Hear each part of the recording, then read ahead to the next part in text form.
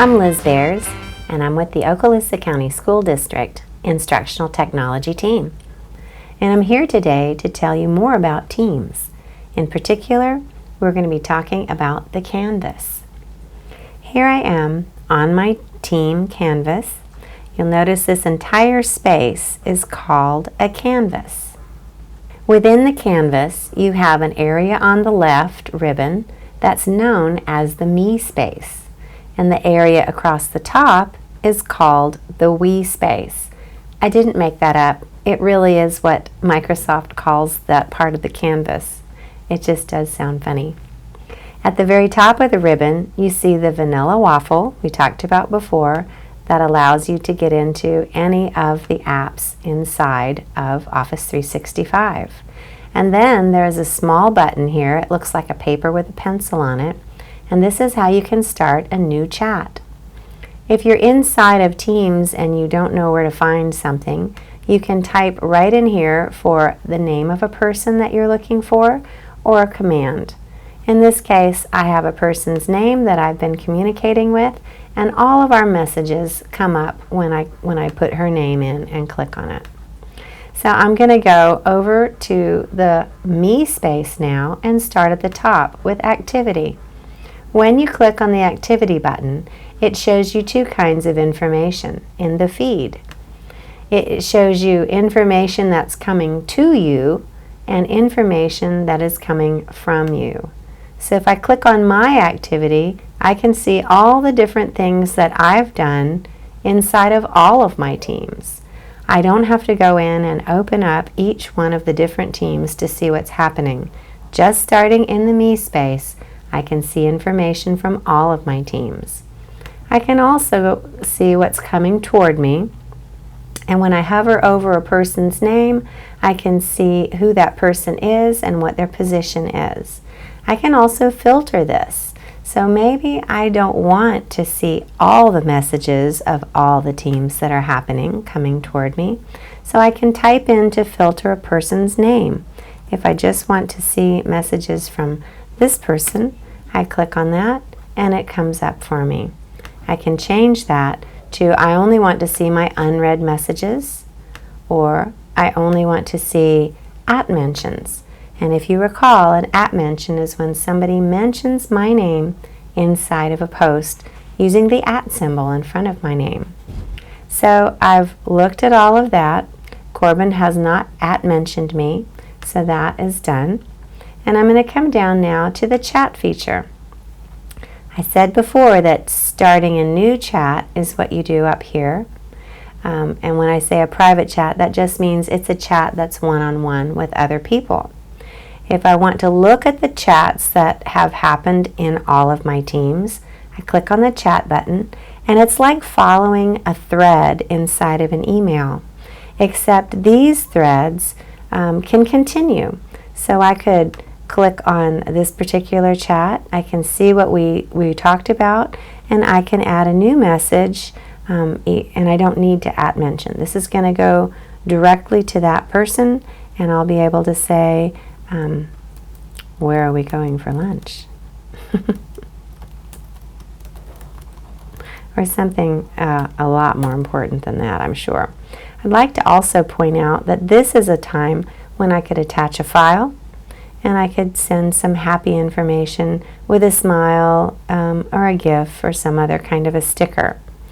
At the bottom, I've added some extra icons, and this allows me to find a YouTube video that I want to attach in this conversation, or possibly even send a Quizlet. So if you have a classroom team, that's a very useful tool. The extra dots give me a few other options of things that I can add into my messages. When I'm done with my message, I simply click on the airplane and it sends the message to her. So that is our chat feature. And obviously the next tab lets me choose from all of my teams which one do I want to use. And the three dots here allows me to add any of those particular apps that I want to access all the time. For me, a favorite one is Planner. And now Let's take a look at the We space. As we talked before, the left-hand ribbon is the Me space, but the top ribbon is known as the We space. It starts out with the icon of the team, the title of the team, and then it shows what channel you're actually in. So I'm currently in my General channel, and so it will say General up here. Right below the title information, you'll see what's known as the tabs. The Conversation tab is always first, so you can communicate with your team members or your channel members. The second area is the File section. All the files included in this section are everything that all of the team members have uploaded. So in the General channel. If I go to a different channel, then I won't see nearly as many files.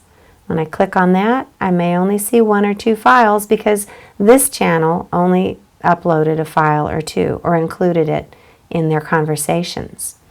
The third tab is the Notes channel, and this is a wonderful, wonderful opportunity to collect your notes, your collaborative notes, inside the class notebook.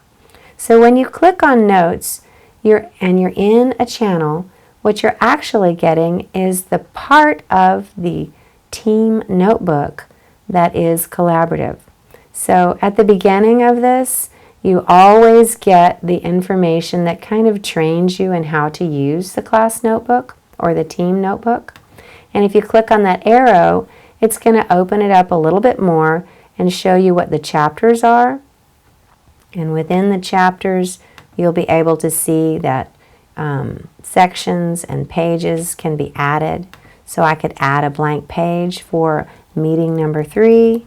We can keep our notes together right here in this location, and everyone can see it. And whenever a change is made, it's updated in everybody's notebook at the same time. Never again do you have to worry about having the right copy of whatever the notes were when you made them. So we've click in the big space and the table of contents closes. That's our notes area. In addition to that, you'll see a plus sign. And for this channel, you'll notice there is a Plan A something they've added. They want to do a planner, and they started to title it something, and they only got Plan A in there. There's also a DES-ELL plan here that somebody else created, and Planner is a fabulous tool to use inside of your team. You can add a task, give it a task name, set a due date, and even assign it to a specific person. So that is the main tabs at the top. Now every person can add a tab by clicking on the plus sign.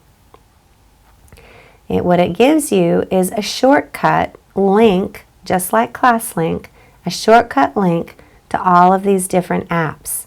It doesn't give you an account in those apps. It just lets you connect quickly to them without having to go outside of Teams and open another tab somewhere. So like if I needed to create PowerPoints in my channel, I can add a PowerPoint channel, a Word channel, I could add a PDF channel, and there's the Planner tab that I showed you before. It also has links to a number of other popular apps, and probably hundreds of them if you want to explore. If you just want to send them to a particular website, you click on the website button, paste in the name and the URL for that website, and you can post to the channel about this tab or choose not to. If you just want to put it up there and you don't need to notify everybody that that tab has been added, you don't have to check the box. And when you click Save, then that website will be listed up here at the top of the channel. Now suppose that you've used it and now you don't need it anymore. Then all you do is right-click on the tab's name. You can rename it or you can remove it. And that's what I wanted to share with you about in the We section of the Teams Canvas. Thanks for watching. This is Liz Bears with Tech Time.